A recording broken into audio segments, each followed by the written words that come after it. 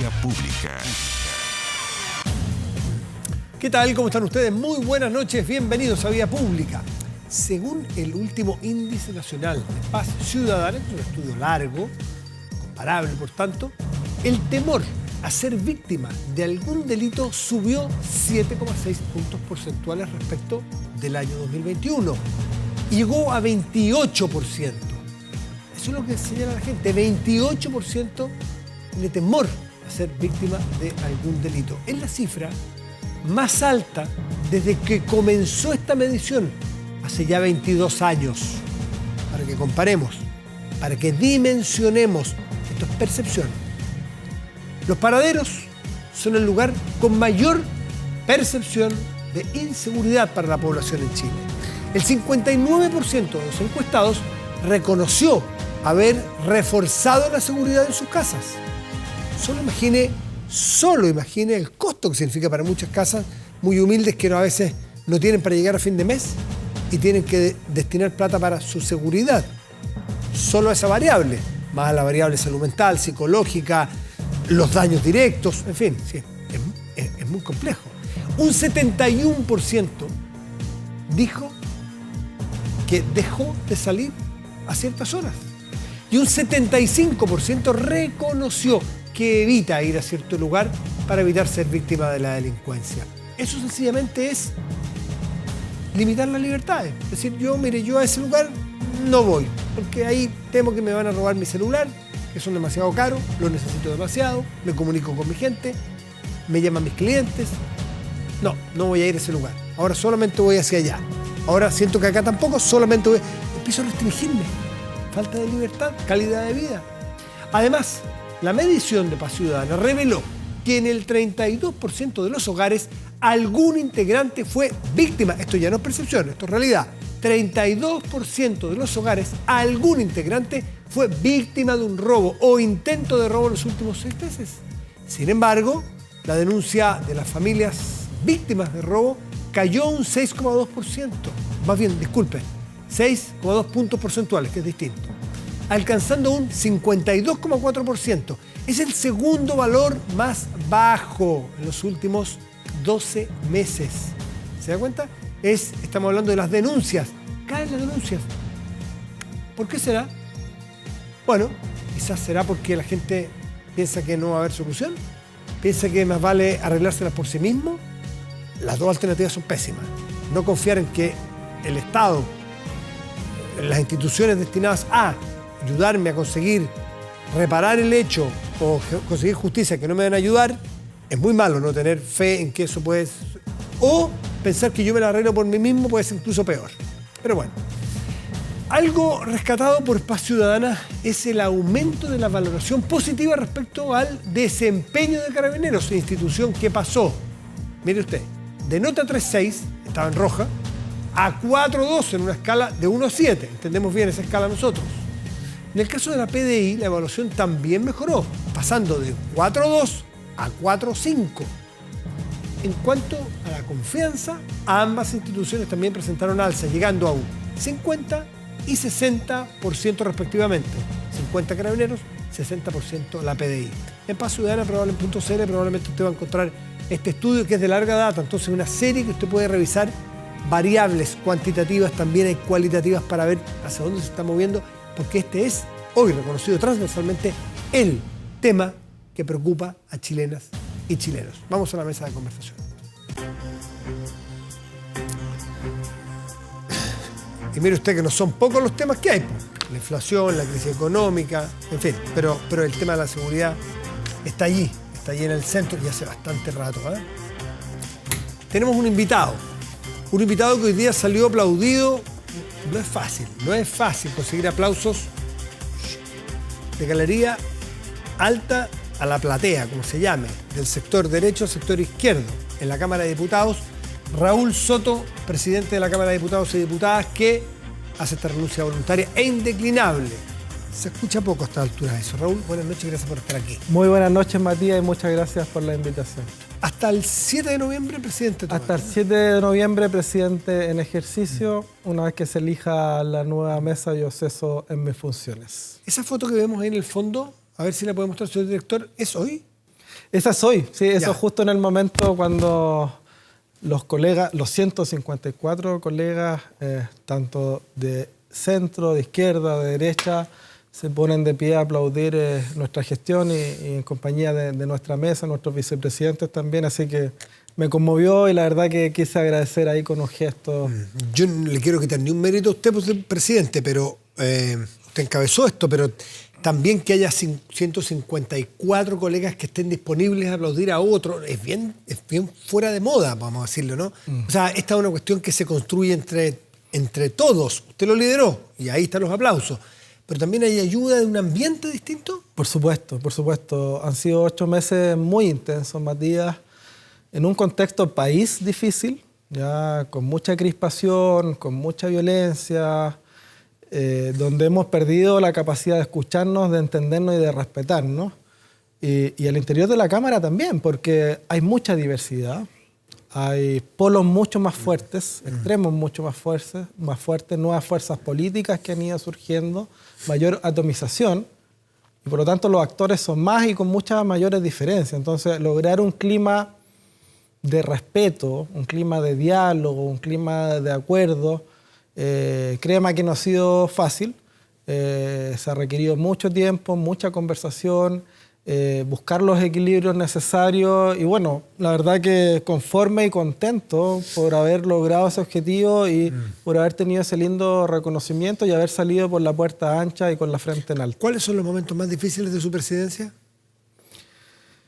Uy, todos los días había momentos difíciles. Yo todos los días me levantaba diciendo hoy día va a ser un día normal, tranquilo, Matías, y todos los días había un problema que resolver, alguna conversación que producir, algún acercamiento, algún diálogo entre la oposición y el gobierno, entre las distintas bancadas y bueno, tratamos siempre de generar esos espacios. Todos los días recibía a mucha gente en mi oficina, a los jefes de bancada, en momentos incluso a todos. Logramos reunir a todos en momentos cruciales, por ejemplo, después del plebiscito, ¿no? Cuando fracasa el proceso constituyente, yo lo primero que hice fue en mi oficina convocar a todos los jefes de bancada, desde el Partido Republicano hasta el Partido Comunista, y todos concurrieron con su voluntad a una conversación franca, directa, respecto de cómo enfrentar, ¿verdad?, el desafío que se nos venía en conjunto, y creo que lo hemos llevado adelante de la mejor manera posible. Esta mañana, conversando con la ministra Carolina Toá, ella destacaba un tema que me llamó la atención positivamente, y nosotros humildemente desde nuestra pega, que también es un poco moderar debates periodísticos, no profesionales o legislativos como ustedes, yo tenía la misma percepción, pero pensaba que era mi sesgo, que es que en privado hay mucho menos grietas, mucho menos encono, mucho menos diferencias. Las hay, obvio, pero menos de lo que se ve en público. ¿Usted tiene esa percepción? Absolutamente, absolutamente. O sea, que hay algo de show. Hay bastante de show, lamentablemente, en la política actual. Lo he visto en la Cámara de Diputados, lo he visto en la mesa de conversación constitucional, lo he visto en el gobierno, lo he visto en la oposición, lo he visto en el oficialismo, lo he visto en todos lados. A veces las conversaciones más en confianza, más privadas, incluso en espacios abiertos, transparentes, de cara a la ciudadanía, pero en contextos, verdad, bien resguardados desde el punto de vista del clima, de diálogo, de respeto, se dan en un contexto distinto a cuando hay una cámara, cuando hay un punto de prensa, cuando hay un matinal ahí pendiente. Eso es estar haciéndose trampa en el solitario, porque si cada uno de nosotros tiramos por nuestro lado y damos percepción de que esto es un chiquero, que nos tiramos barro, los que salieron perjudicados somos los que estamos acá. Entonces, ¿a qué le atribuye usted el que esté reinando hacia afuera la sensación de la guerra mundial? Y cuando uno los escucha en este estudio aquí, de un extremo a otro, se hablan con una cordialidad que uno dijera que ganas de que en público fueran así. La ministra Toá me dice lo mismo, usted me dice lo mismo, por lo tanto, hay una cierta concordancia. Bueno, yo creo que hay 2 o 3 factores. Primero, estamos en un proceso de riesgosa farandulización de la política, ¿ya? Y eso es preocupante, porque yo creo que es necesario resguardar el espacio de la política de forma seria, de forma responsable y pensando en el país. En segundo lugar, hay un atrincheramiento, al menos público, ya que en definitiva se traduce en que Más bien hay una actitud permanente de tratar de sacar la pequeña ventaja, ¿no? Cómo yo me posiciono, cómo yo posiciono a mi bancada, a mi partido, pegándole al gobierno, pegándole a la oposición, pegándole al que tengo al frente. Y no nos damos cuenta que eso va dañando la institucionalidad democrática y eso le hace daño al país finalmente, ¿no? Y en tercer lugar, porque hemos perdido también la capacidad de escucharnos, ¿ya? Y yo creo que eso es lo que hay que recuperar, el respeto. El respeto, hoy día vemos que se ha perdido el respeto a las autoridades en general, a las policías, al presidente, a los parlamentarios, ¿verdad? A los profesores. Y es porque nosotros también no hemos dejado de respetar a nosotros mismos, ¿ah? Y hemos dejado de creer en la actividad pública, en la actividad política como una actividad no solamente que es necesaria en una democracia, sino que es una actividad que debe necesariamente ser llevada adelante de manera correcta y pensando en el bien común, ¿no? Yo creo que eso es fundamental. Hemos tratado de permear en todas las conversaciones en la Cámara de ese clima, creo que lo hemos logrado también en la mesa de conversación constitucional. Y yo espero que sea el clima que todos podamos construir en conjunto hacia el futuro, porque se vienen tiempos tan difíciles, Matías, tan difíciles en materia económica, en materia de seguridad. Ustedes en la Cámara tienen un desafío ahora, hoy, más rato, mañana, de aquí al 7 conseguir quién va a dirigir la Cámara de Diputados. Ahí usted va a ser un diputado, uno de los 155, uno más. Hay un acuerdo administrativo que sería la diputada Carol Cariola del Partido Comunista, en virtud del cual usted también hoy día es presidente, ¿no es cierto? En virtud de ese mismo acuerdo. ¿Qué le parecería a usted que ese acuerdo no se cumpliera y que la diputada Cariola no llegara a la Cámara, a la presidencia de la Cámara? Bueno, yo sigo siendo presidente hasta el 7. Por lo tanto, voy a hablar desde mi rol institucional, Matías, y no quiero referirme a personas. Prefiero hablar de principios o de posibles escenarios. De un acuerdo Yo creo que lo que hemos logrado garantizar en estos 8 meses, que es un rol institucional, ecuánime, equilibrado y que dé garantía a todos los actores resguardando la autonomía del poder del Estado, que es el poder legislativo, en este caso la Cámara de Diputados. Yo cuando asumo el 11 de marzo, yo dejo de ser un presidente de la Cámara que representa a la bancada del PPD o al PPD. Ni siquiera represento al acuerdo administrativo.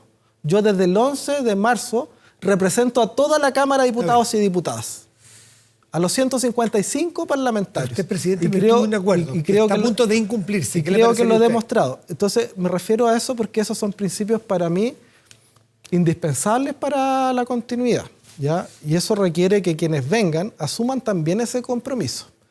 Ecuanimidad, equilibrio, diálogo, búsqueda de acuerdo, garantía para todo, autonomía de este poder del Estado. Carol Cariola, ¿da garantías de ecuanimidad, de equilibrio, gobernabilidad? Eso es una decisión que le corresponde a los parlamentarios, a las bancadas, pero quiero poner un segundo elemento sobre la mesa.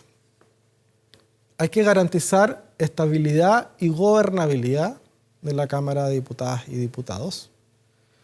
Y en tercer lugar, hay que contribuir a lo que requiere Chile también. ¿A qué se refiere con eso? Bueno, Chile quiere diálogo, Chile quiere acuerdos, Chile no quiere más polarización, más violencia política, más shows mediáticos, quiere la política en serio, la política seria, la política responsable, ¿no? Y cuando hay una situación en el país de tanta incertidumbre institucional, económica, la crisis de seguridad, la gente necesita equilibrio, la gente necesita contrapeso, la gente necesita estabilidad, certeza, tranquilidad. Soto, desde marzo a la fecha, ¿ha cambiado en algo el país como para pensar que el acuerdo administrativo que se fraguó entonces ya no sirve para hoy?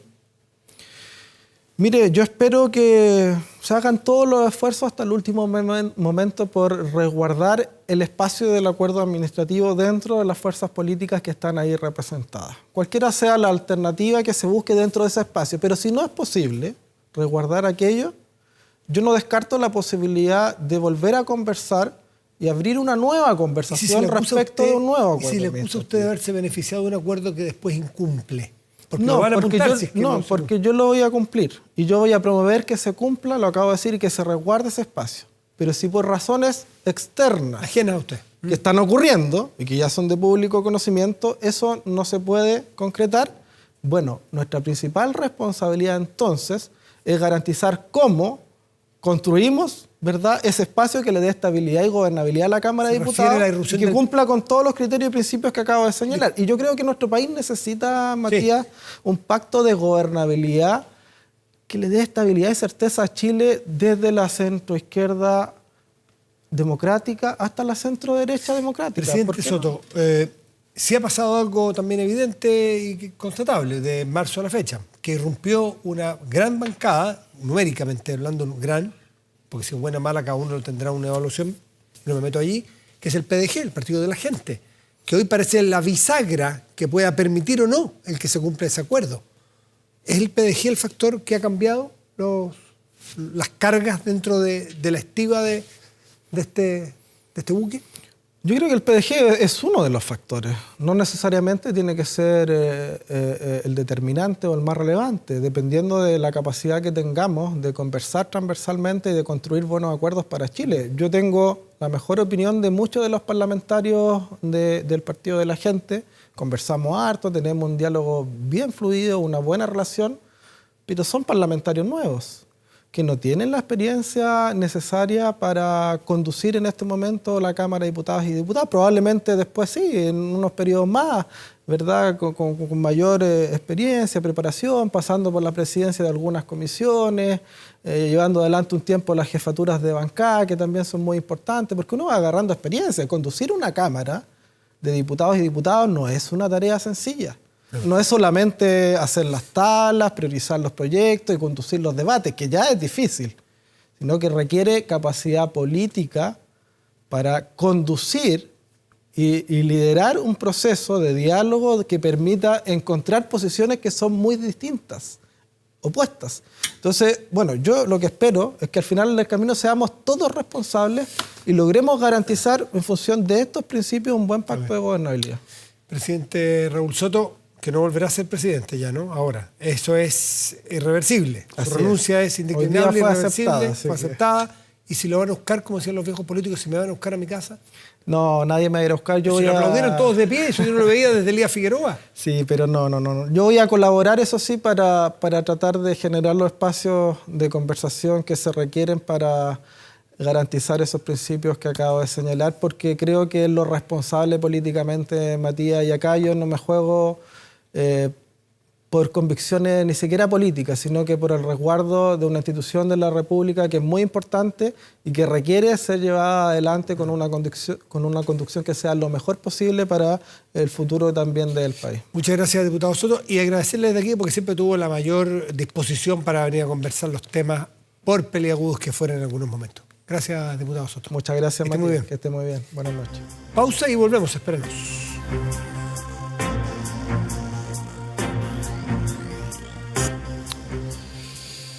Protéjase de la delincuencia con Tepillé, vigilancia en tiempo real de cámaras de seguridad con audio disuasivo para su empresa, alarmas Tepillé con cámaras conectadas a su smartphone y botón de emergencia móvil para su hogar.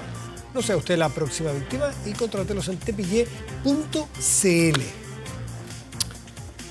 Nuestro invitado de hoy trae una pelota de fútbol, pero el instinto de tocarla, a darle un bote, uno tiene que restringirse porque sobre esa pelota de fútbol hay una obra de arte. Entonces uno por sentido común sabe que las pinturas no se tocan. Nadie va, bueno, hay gente que le tira purezas a tomate, pero ya ese es un problema psiquiátrico distinto. Pero a nadie se le ocurriría una obra de arte y tratar de hacerle daño. Una pelota y una obra de arte en una pelota de fútbol, que ya es una obra de arte, es doble.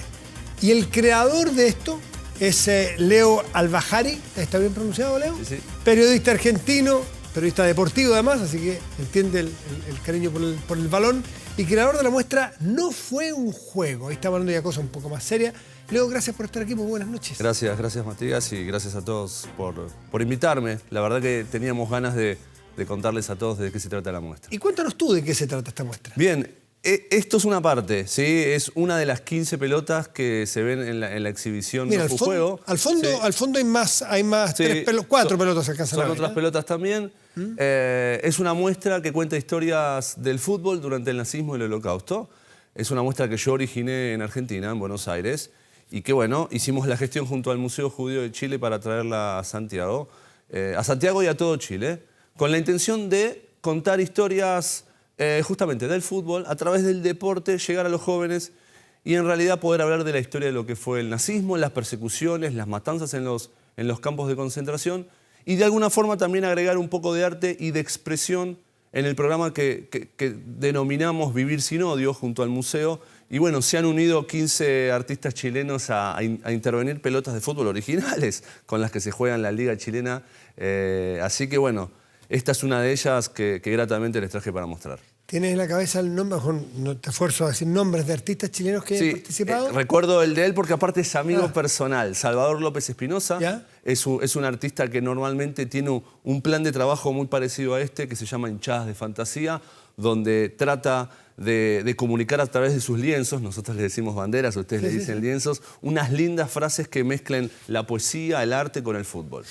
Vamos al tema de fondo que convoca, ¿no es cierto? Que es juntar el fútbol, no puedo imaginar todo lo bueno, al menos yo. Claro. Pero a veces también tiene cosas que uno no quisiera.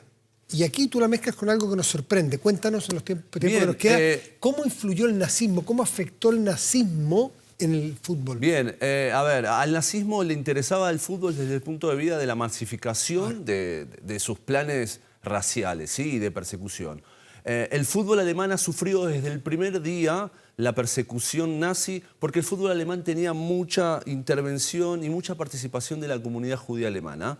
Estamos hablando de equipos conocidos que si yo te los nombro a ti y la gente los va a reconocer como el Bayern de Múnich, el Schalke 04, el Borussia Dortmund, equipos grandes de Alemania que tenían mucha presencia judía, directores técnicos, presidentes, hinchas y jugadores. Cuando el nazismo llega al poder... cruzando la sociedad como la cruzaba en todo ámbito de cosas. Por supuesto. A ver, lo que yo cuento en el fútbol es lo mismo que sucedió en el arte, en los oficios. La persecución hacia los judíos, la exclusión, ¿sí? Los judíos dejaron de poder jugar al fútbol en esos equipos. Y pasó eso, vamos al detalle. Bayern, no sé, el Borussia, el Schalke. Hubo un momento en que el nazismo... Esos jugadores hay una fecha en particular que es la del 9 de abril de 1933. Matías, 2 meses después de la asunción de Hitler ya se empiezan a tomar esas decisiones en el fútbol. Asunción democrática de Hitler. Claro, eso hay que aclararlo. Eso es lo increíble, ganó por una elección democrática. Sí, pactos políticos de por medio, pero llega al poder democráticamente. Claro, sí. Bueno, pero en fin, eso es parte de la historia también. Muy pronto empieza a intervenir. La exclusión de los judíos del fútbol alemán con la posibilidad de que ellos sigan pudiendo practicar el fútbol, pero en sus propios clubes judíos, ¿sí? Esa era la posibilidad que le daba el nazismo. Esto ocurrió hasta el año 38, donde la escalada de violencia fue muy grande y ahí los judíos ya tuvieron toda la prohibición de practicar deporte en cualquier lugar de Alemania. Y ya no quedaba ni un representante de la comunidad judía o ni un judío jugando. No, porque en el medio, recuerda que tenemos los Juegos Olímpicos de Berlín del 36, que es un momento que el nazismo utiliza como propaganda mundial. Entonces, hasta ahí las leyes eran un poco laxas. Podían seguir practicando deporte, pero después del 36 se pone todo mucho más complicado. La otra parte de la muestra, que es muy interesante, difícil de entender y hasta difícil de explicar, es aquella que habla del fútbol dentro de los campos de concentración. A ver. Bueno, parece extraño, tú lo dijiste al principio, hablando de que el fútbol es vida, el fútbol es alegría, el fútbol son colores. En los campos de concentración, los nazis organizaron partidos de fútbol porque se querían entretener, entre otras cosas, los días domingos. Así como tú o yo nos divertimos jugando al fútbol, ellos lo hacían también los días domingos, en el medio de las matanzas, en el medio de los fusilamientos, en el medio de los gaseamientos. ¿Sí? Organizaban partidos de fútbol determinados entre los propios guardias y los prisioneros. Esa es una circunstancia que hay que entender y hay fotos, hay videos, ¿sí? Eso es lo que trae la muestra a Chile, fotos y videos y además de testimonios. Pero después hay otras circunstancias que tienen que ver justamente con la propaganda nazi, es decir, organizar partidos de fútbol, filmarlos o tomar fotografías y mostrar hacia afuera una realidad que no era tan exacta.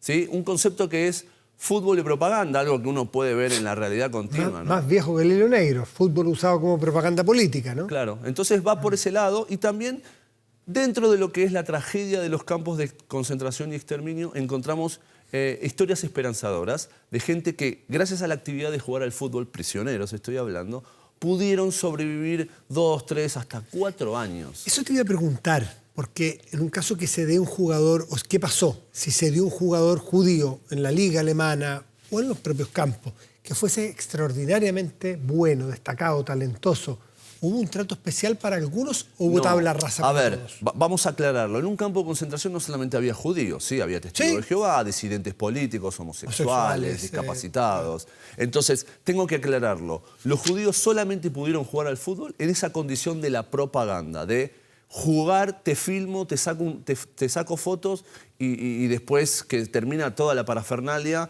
ya no lo puedes hacer Vuelve a lo más. tuyo. Pero sí los prisioneros, por ejemplo, disidentes políticos, lo pudieron hacer y hasta divertirse. La situación es esa. Tú me preguntas de jugadores judíos, hubo un montón. La comunidad judía en Alemania, en el fútbol, estaba muy presente y había hasta jugadores judíos en la selección alemana hasta 1933. Eso es una realidad y es una historia que se desconoce. Eso también hay que contarlo. Ya, pero si había un súper destacado, no sé los nombres de esa época, también prescindían de él. Sí, por supuesto. A ver, la condición de judío no le daba ningún derecho ni en Alemania ni dentro de los campos de concentración ni de exterminio. Ahora, aquellos que no eran judíos pero tuvieron la oportunidad como prisioneros políticos de jugar al fútbol, fueron, vamos a decirlo así, mejor tratados, mejor alimentados, menos extenuados con su trabajo, porque eran referentes dentro del fútbol, ahí adentro. ¿Sí? A mí me cuesta explicarlo, pero es la verdad. Hay documentos, porque veo ahí, en esa muestra, que además de las pelotas de fútbol y qué sé yo, hay muchas fotos, hay documentos, da la impresión de que cuadernos, toma de apuntes, de cómo se ideó esta idea, de cómo fue el plan para sacar del fútbol. No, en realidad lo que hay ahí, lo que uno puede ver son tablas de posiciones, fixture, tabla de goleadores, porque los campeonatos que formaban parte de esta propaganda fueron organizados de una forma, vamos a decirlo, hasta profesional. Y de nuevo, había crónicas de partidos dentro de los campos de concentración, sobre cómo habían sido los partidos. Eso hay que conocerlo. Después hay papeles, pasaportes que demuestran el maltrato al judío, de cómo se les cambiaban los nombres a los hombres y a las mujeres, de cómo se les agregaba un sello de una J en rojo para que fuesen de alguna forma más controlados en la vía pública. Eso es una verdad. Pero en realidad es algo que, como te dije, tiene que ver con la vida de todos los judíos en Alemania y en Europa, ¿sí? No solamente de los futbolistas. En todos los ámbitos pasó lo mismo. No hay entonces ningún trato especial en el caso del fútbol, ni para mejor, ni para peor, no. No, tiene que ver con, a ver, para peor, por supuesto que sí. Para peor, me refiero al fútbol respecto de los otros judíos. No, bueno, ahí podemos entenderlo como que sí, para peor, en el sentido que fueron deshumanizados a través del fútbol. Parece extraño lo que voy a contar, pero jugar al fútbol para un judío, después de haber visto morir a toda su familia, de haber trabajado durante 16 horas sin comer, o vapuleado, o violentado, créeme que era una situación de deshumanización. Más humillante. Sentirse un muñeco de juego que otra cosa. ¿Había, Leo, algún equipo de todos los que me mencionaste, de los que son conocidos hasta hoy, que fuese más identificado con Sí. los judíos, por ejemplo? Sí, te cuento, el Bayern Múnich, ni más ni menos, el equipo más grande de Alemania, uno podría decirlo. ¿Por qué particularidad? Porque en el año 32, un año antes de la asunción del nazismo, el Bayern Múnich sale campeón por primera vez en su historia. ¿Con qué? Con un director técnico, un entrenador y un presidente judío. Por lo tanto, cuando el nazismo asume en enero del 33, lo primero que hace es notar la popularidad del Bayern de Múnich y tildarlo de club judío, entre comillas. Y por supuesto fue uno de los primeros intervenidos. El Bayern Múnich descendió a segunda división durante la década nazi.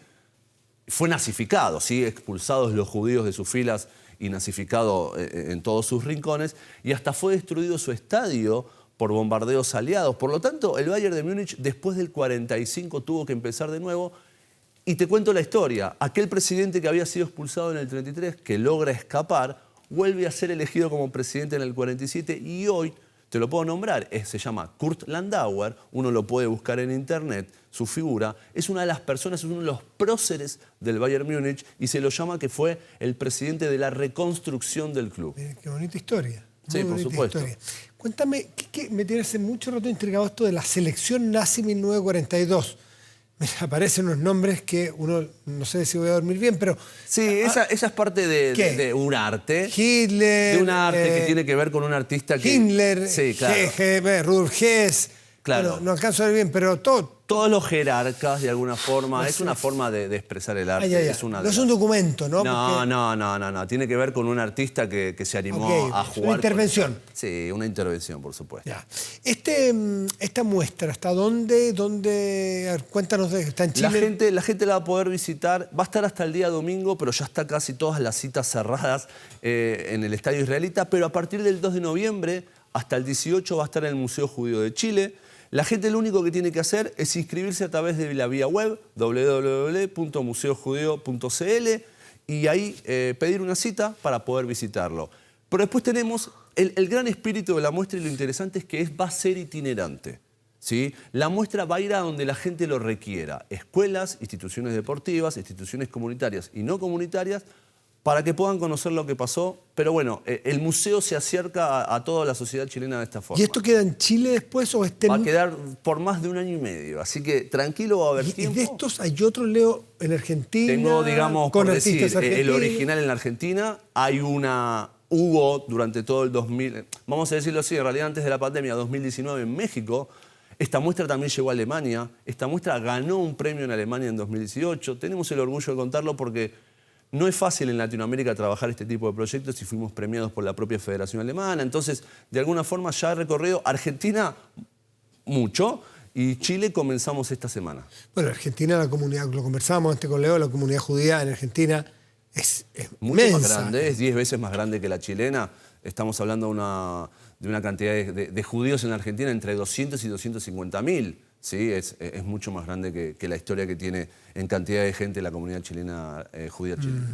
¿Y esta va a quedar, esto con los artistas chilenos, va a quedar en Chile o después la va a reunir? Va a quedar, sí, se va a hacer también una especie de evento para recaudar fondos a través del remate o venta de las pelotas, ¿sí? Como para que la gente pueda llevar su arte. Pero van a rodar durante un tiempo, porque un poco también es dar los mensajes. Las pelotas, las 15 pelotas de artistas chilenos, no judíos necesariamente, todas dan un mensaje distinto. Y es muy interesante que los chicos también, porque está apuntada más que todo a los jóvenes. Déjame que me quedé con la duda del fútbol de hoy. ¿Podríamos categorizar algún futbolista de los conocidos universalmente que sean judíos? Porque ya no está esa categorización de que este o no es judío. No, ya no está. Obviamente la categorización no es necesaria, ¿sí? No, uno podría buscar, pero no es fácil encontrarlos. No es fácil encontrarlos. En la Argentina los hubo. Tuvimos al capitán de la selección, Juan Pablo Sorín, al técnico de la selección, José Néstor Perkerman, que hoy está en Venezuela. México tuvo a Brailovsky, un argentino también judío.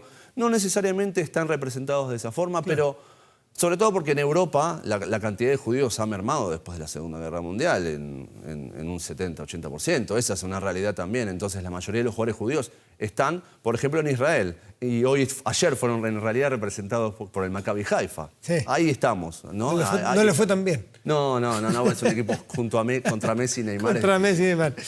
Leo Albajari, periodista deportivo y creador de la muestra No fue un juego, sin duda que no lo fue.